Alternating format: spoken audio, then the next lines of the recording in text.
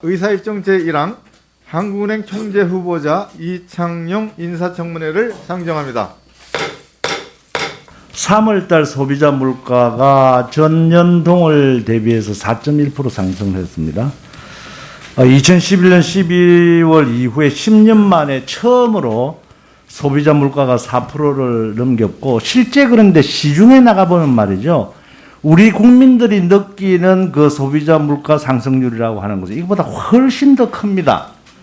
그러나 자기가 가지고 있는 어떤 상품이라든가 음식 같은 것들을 팔기 위해서는 그 가격은 그냥 고정시켜 놓고, 그러나 그대로 해서 원재료 가격은 올려가죠.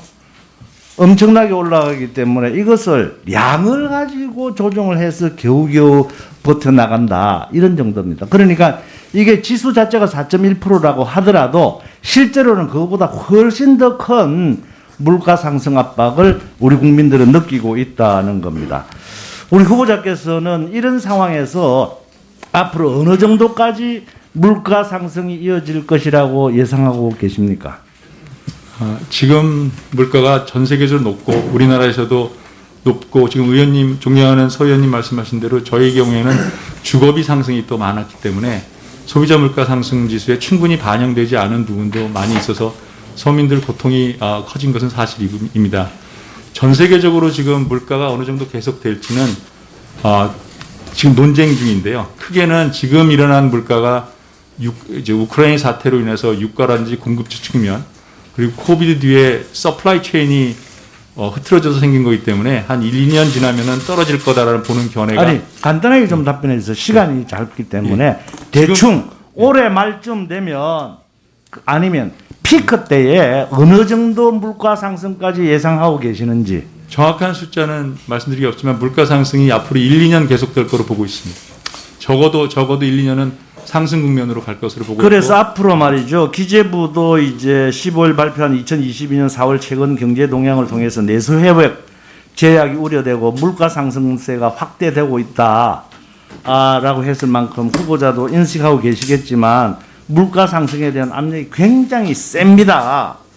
그런데 이걸 한국은행이 전망, 목표치 이런 것들을 정확하게 개선해낼 수 있어야 되지 않겠어요? 그런데 과연 그런 점에 있어서 한국은행이 여태까지 잘 해왔는지, 예를 들자면 2019년 최초 물가 전망치가 1.4%였는데 실제로는 0.4%였거든요. 또 2020년도는 1.0%로 전망했는데 0.5%였습니다. 작년에는 1.3% 전망했는데 무려 2배 가까운 2.5%였습니다. 이렇게 한국은행 자체가 내놓은 물가 안정에 대한 책임이 있는 당국 아닙니까? 한국은행이.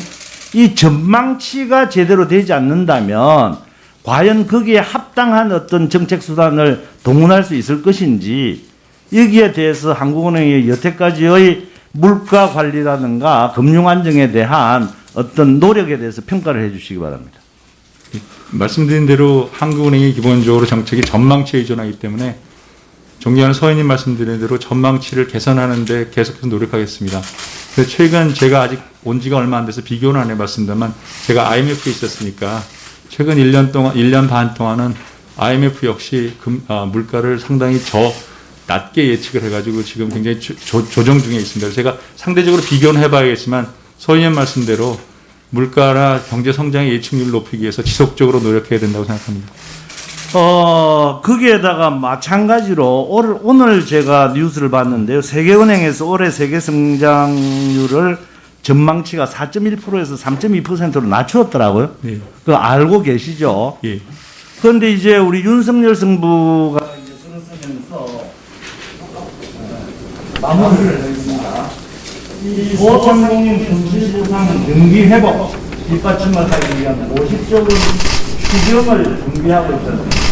여기에 대해서 동의를 하시는지, 아니면은 이러한 것을 통해서 물가 상승 압박이 굉장히 심해질 건데 여기에 대한 어떤 대책을 마련하고 계시는지에 대해서 말씀해 주십시오. 현재 제가 듣고 있는 바로는 지금 추경은 소상공인 자영업체를 지원하는 미시적 정책이기 때문에 저는 불가피한 선별적 보상이라고 생각하고요.